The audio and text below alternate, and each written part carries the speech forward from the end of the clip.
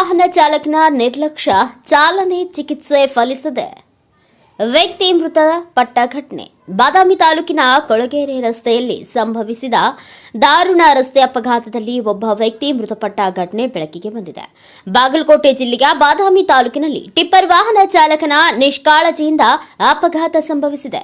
ಬಾದಾಮಿ ಪಟ್ಟಣದ ರಾಮದುರ್ಗ ಕ್ರಾಸ್ ಕಡೆಯಿಂದ ಕೊಳಗೇರಿ ಕಡೆಗೆ ಅತಿ ವೇಗವಾಗಿ ಮತ್ತು ಅಜಾಗರೂಕತೆಯಿಂದ ಬಂದಿದ್ದ ಟಿಪ್ಪರ್ ಬಾದಾಮಿ ಸವಿತಾ ಪೆಟ್ರೋಲ್ ಬಂಕ್ ಹತ್ತಿರದ ರಸ್ತೆಯಲ್ಲಿ ತೀವ್ರವಾಗಿ ತಿರುಗಿಕೊಂಡಾಗ ರಸ್ತೆಯಲ್ಲಿ ನಡೆಯುತ್ತಿದ್ದ ದೇವೇಂದ್ರಪ್ಪ ಚಂದಾಲಿಂಗಪ್ಪ ಡೊಳ್ಳಿನ ಎಂಬುವವರಿಗೆ ಹಿಂಬದಿಯಿಂದ ಡಿಕ್ಕಿ ಹೊಡೆದಿದೆ. ಈ ಅಪಘಾತದಲ್ಲಿ ದೇವೇಂದ್ರಪ್ಪ ಅವರಿಗೆ ತಲೆಯ ಭಾಗದಲ್ಲಿ ಬಲವಾಗಿ ಹಾಗೂ ಬಲಗೈ ಮತ್ತು ಹೊಟ್ಟೆ ಭಾಗದಲ್ಲಿ ಗಂಭೀರ ಗಾಯಗಳಾಗಿದ್ದು ತಕ್ಷಣವೇ ಬಾಗಲಕೋಟದ ಗುಳೇದ ಆಸ್ಪತ್ರೆಗೆ ದಾಖಲಿಸಲಾಗಿತ್ತು. ಆದರೆ ಚಿಕಿತ್ಸೆ ಫಲಕಾರಿಯಾಗದೆ ದಿನಾಂಕ 12/9/2025 ಮುಂಜಾನೆ 9:45ಕ್ಕೆ ಅವರು ಮರಣ ಹೊಂದಿದ್ದಾರೆ. ಈ ಘಟನೆಯ ಬಗ್ಗೆ ಬಾದಾಮಿ ಪೊಲೀಸ್ ಠಾಣೆಯಲ್ಲಿ ಪ್ರಕರಣ ದಾಖಲಾಗಿತ್ತು.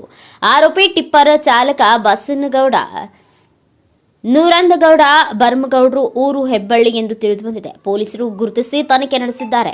ಮೃತರಿಗೆ ಶಾಂತಿ ಸಿಗಲಿ ಎಂದು ಪ್ರಾರ್ಥಿಸುತ್ತೇವೆ. ರಸ್ತೆಗಳಲ್ಲಿ ನಿಷ್ಕಾಳಜಿಯ ಚಾಲನೆ ತಪ್ಪಿಸಿ ಸುರಕ್ಷತೆಯೊಂದಿಗೆ ವಾಹನ ಚಲಾಯಿಸೋಣ. ವರದಿಗಾರ YH ವಾಲಿಕಾರ್, ಕನಕ ಟಿವಿ, ಬಾಗಲಕೋಟ್. ಇಂತಹ ಸ್ಥಳೀಯ ಸುದ್ದಿ ತಿಳಿಯಲು ನಮ್ಮ ಚಾನೆಲ್ಗೆ ಸಬ್ಸ್ಕ್ರೈಬ್ ಮಾಡಿ, ಬೆಲ್ ಐಕಾನ್ ಒತ್ತಿ.